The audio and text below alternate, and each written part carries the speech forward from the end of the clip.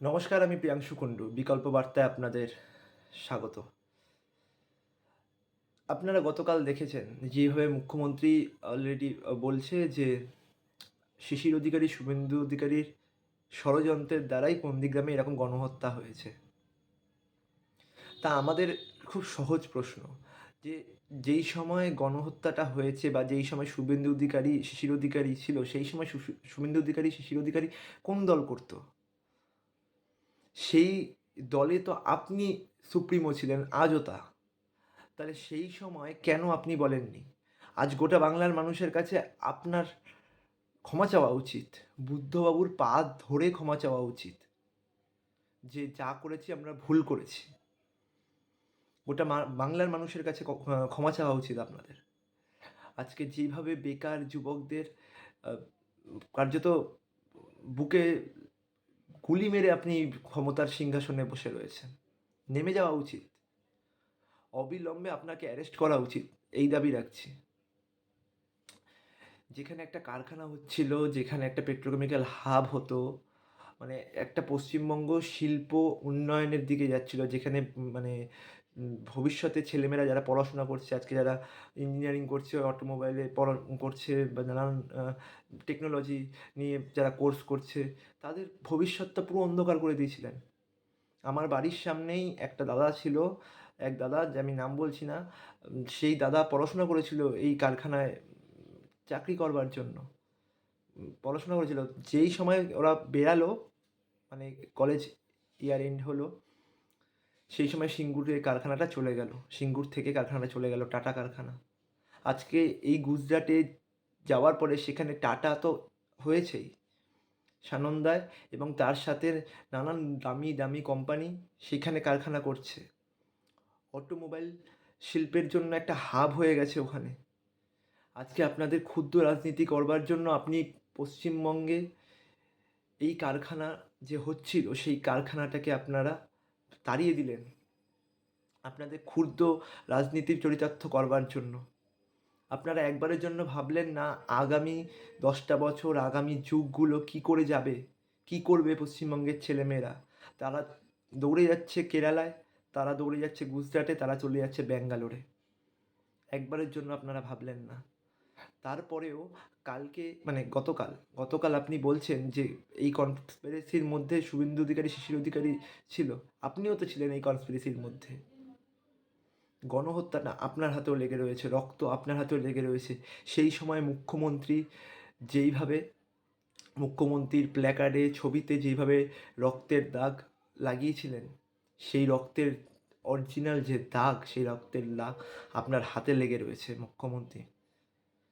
মাননীয় মুখ্যমন্ত্রী, এত সহজ নয় বাংলার রাজনীতিতে। যেইভাবে আপনি একটা কালো অধ্যায় হয়ে রয়েছেন, এটা আপনাকে বুঝতে হবে, আর এটা গোটা বাংলার মানুষকেও বুঝতে হবে। সহজ না এইভাবে রাজনীতি, যেইভাবে একটা খারাপ দিকে চলে গেছে। মানুষ, বেকার ছেলেমেয়েরা কি করবে, কি করবে, কোনো কথা নেই। মিডিয়াতে, মেন স্ট্রিম মিডিয়াগুলোতে এত টাকা ঢেলেছেন, তাদের মুখ বন্ধ করে দিয়েছেন। কোনো প্রশ্ন নেই। আগামী দিনে ছেলেমেয়েদের ভবিষ্যৎ কী হবে, আগামী দিনে ছেলেমেয়েরা কী করবে, কোথায় যাবে, কোন চাকরি বাকরি করবে, কী করবে? দীর্ঘদিন ধরে ধর্মতলার বুকে অযোগ্যরা বসে রয়েছে রাস্তার ওপরে। কেন? আপনাদের রাজনীতি করবার জন্য প্রায় 25,000 ছেলে মেয়েদের চাকরি বাকরি চলে গেল আপনাদের রাজনীতির কারণে। শিক্ষামন্ত্রীর ফ্ল্যাটের নিচে, বান্ধবীর ফ্ল্যাটের নিচে কোটি কোটি টাকা পাওয়া যাচ্ছে। এর জবাব দিতে হবে। আর গোটা ক্যাবিনেটে, মন্ত্রিসভার যখন কোনো রকম দুর্নীতি হয়, তার দায় গোটা মন্ত্রিসভার হয়, গোটা ক্যাবিনেটের হয়। তার মধ্যে ক্যাবিনেটের শীর্ষে প্রধান হচ্ছে আপনি, মাননীয় মুখ্যমন্ত্রী। এই বাংলায় যেইভাবে আপনি বেকার যুবকদের বুকে গুলি চালিয়েছেন, তাদের স্বপ্ন হত্যা করেছেন, এই বাংলা কোনোদিনও আপনাকে ক্ষমা করবে না। আমরা জানতাম রাজনীতি হতো না, রাজনীতি মানে নীতির বিরোধী। কেউ ডান দিক দিয়ে চলবে, কেউ বাঁ দিক দিয়ে চলবে, কারো বাঁ দিকের নীতি হবে, কেউ বামপন্থী হবে, কেউ দক্ষিণপন্থী হবে, কেউ মানে পুঁজিপতিদের মানে যারা মুনাফা অর্জন করে, কেউ দক্ষিণপন্থী, যেটাকে বলে আমরা ক্যাপিটালিজম যেটাকে বলে, কেউ এই নীতিতে চলবে। লেফটিস্ট, ক্যাপিটালিজম, এইটাই তো রাজনীতি। তোমার নীতি ভালো না, আমার নীতি ভালো। আমার নীতি মানুষের স্বার্থে। আমার নীতি শিল্পপতিদের স্বার্থে হতেই পারে, সেটা কোনো খারাপ না। রাজনীতি মানেই নীতির বিরোধ, কারণ ব্যক্তিগত বিরোধ না। আপনারা রাজনীতি করেছিলেন নিজেদের জন্য, নিজেদের ক্ষুদ্র স্বার্থ চরিতার্থ করবার জন্য। বাংলার মানুষ আপনারা কোনোদিনও ক্ষমা করবেন আপনাদের। আপনারা বইতে লিখছেন, আপনারা কন্দলতার জননীতে লিখেছেন, আপনারা ইতিহাসে পড়িয়েছেন সিঙ্গুর নন্দীগ্রাম, সেখানে বড় বড় হরফে লেখা রয়েছে শিশির অধিকারীর নাম, শুভেন্দু অধিকারীর নাম, আপনার নাম লেখা রয়েছে সেই আন্দোলনের সাথে। সেই আন্দোলন যে হয়েছিল, আপনারা নিজেদের রাজনৈতিক স্বার্থ চরিতার্থ করবার জন্যই সেই আন্দোলন করেছিল, সেটা কোনো আন্দোলন নয়। আন্দোলন মানে খাদ্য আন্দোলনের কথা শুনেছি আমরা, আমরা শুনেছি তেভাগার আন্দোলন, আমরা শুনেছি আইন অমান্য আন্দোলন, আমরা শুনিনি কোনো সময় শিল্প তাড়িয়ে একটা আন্দোলন হতে পারে। শিল্প আগামী দিনের ভবিষ্যতে যারা প্রজন্ম, তাদের বুকে গুলি মেরে কোনো আন্দোলন হতে পারে, আমরা শুনিনি এমন কোনো আন্দোলন, শুনিনি আমরা এমন কোনো আন্দোলন। আজকে যেইভাবে বেকার যুবকরা ছুটে যাচ্ছে গুজরাটে, ছুটে যাচ্ছে কেরালাতে, ছুটে যাচ্ছে ব্যাঙ্গালোরে, পশ্চিমবঙ্গটাকে বৃদ্ধাশ্রমে পরিণত করেছেন আপনি আপনার রাজনীতি। এর জবাব গোটা বাংলার মানুষকে দিতে হবে আপনার। কেন? এই প্রশ্ন শুধু আমরা সেই সময় তৎকালীন যাই আবাসন মন্ত্রী ছিলেন নাকি আমার ঠিক মনে পড়ছে না, গৌতম দেব যিনি ছিলেন, তিনি অলরেডি বলেছিলেন যে আমরা মানে যারা সিপিএম করছে, যারা সিপিএম কর্মী, তারা ধরবে না রাস্তায়, গোটা বাংলার জনগণ ধরবে আপনাকে, গোটা বাংলার জনগণ ধরবে। আর সবথেকে বড় কথা হচ্ছে, আমার এখনকার দিনে মিডিয়াদের, যারা মেন স্ট্রিম মিডিয়া, কিছু কিছু মিডিয়ার নেটওয়ার্ক রয়েছে, তাদের কাছে আমার প্রশ্ন যে আপনারা সেই সময় যেইভাবে ঘণ্টাখানেক আলোচনা করে, ঘণ্টাখানেক অনেক কিছু করে আপনারা কার্যত পশ্চিমবঙ্গ থেকে কারখানাটাকে তাড়িয়ে দিলেন, মানে সরে গেছে কারখানাটা, মানে আর কখনো আসবে না পশ্চিমবঙ্গ। আসতে গেলে এখন অনেক যুগ বাদে হয়তো আসতে পারে, কিন্তু এই মুহূর্তে আর পশ্চিমবঙ্গে নতুন করে কোনো শিল্প উদ্ভাবনের কোনো মানে আবহাওয়া নেই।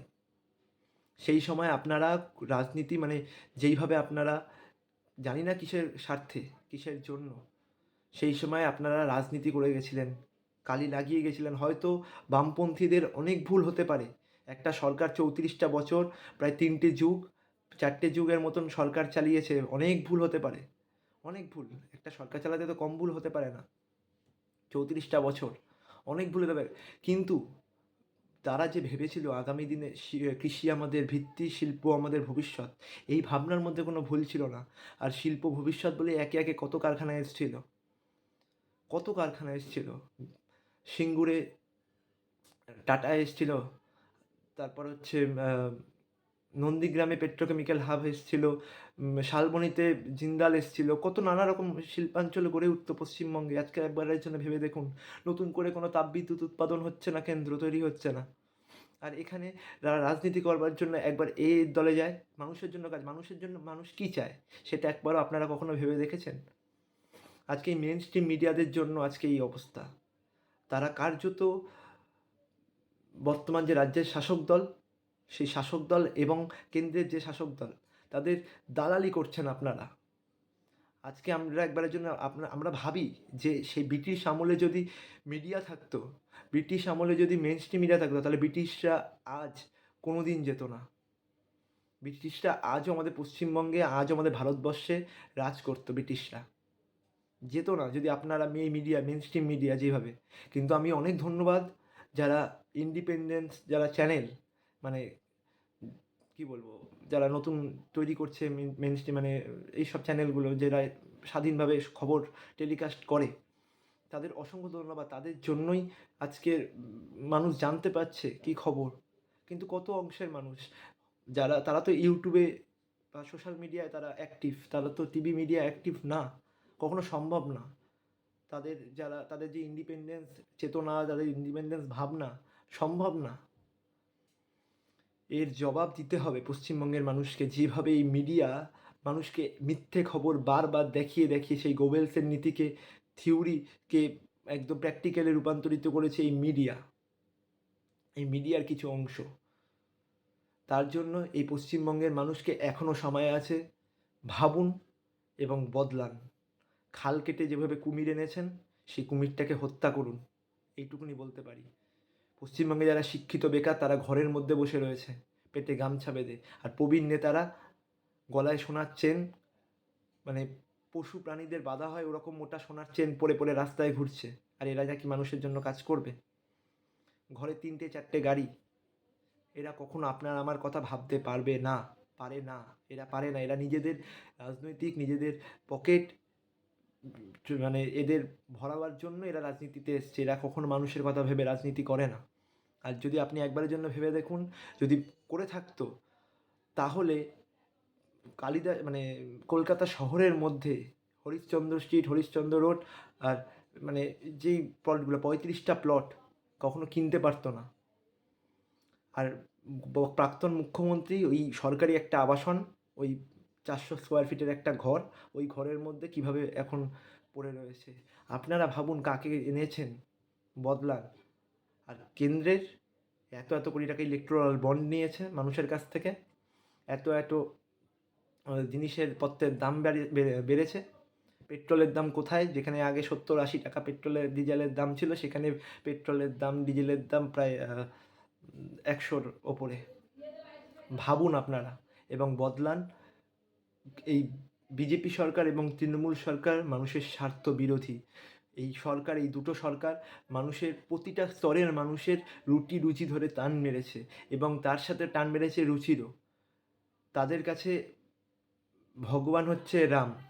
তাদের কাছে তারা রাম নিয়ে রাজনীতি করে। রাম কোনো, অবশ্যই রাম, আমি ছোটোবেলায় রামায়ণ পড়তে খুব ভালোবাসতাম, মহাভারত পড়তে খুবই ভালোবাসতাম, এখনও ভালোবাসি। আমার ঘরে এখনও রামায়ণ মহাভারতের বই রয়েছে, এখনও পড়ি। সেখানে দেখানো হয়েছে কী করে অধিকার, নিজের অধিকার মানে কেউ বিচ্ছিন্ন করলে কী করে নিজের অধিকার ছিনিয়ে নিতে হয়। আপনারাও নিজেদের অধিকার ছিনিয়ে নিন। রাম কখনো শেখায়নি যে রামের কাছে আত্মমর্যাদাটাই হচ্ছে সবথেকে প্রথম। আজকে বাংলার বেকার যুবকদের মর্যাদা, সিদ্ধারা সমস্ত কিছু ভেঙে দিয়েছে এই দুটো সরকার। তাই আসন্ন লোকসভা নির্বাচনে এই দুটো দলকে, এই দুটো যে দল মানুষের স্বার্থবিরোধী, এদের দূরে সরান।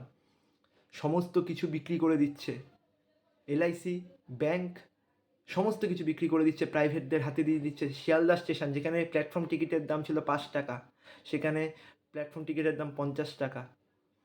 সব কিছু বদলে দিচ্ছে।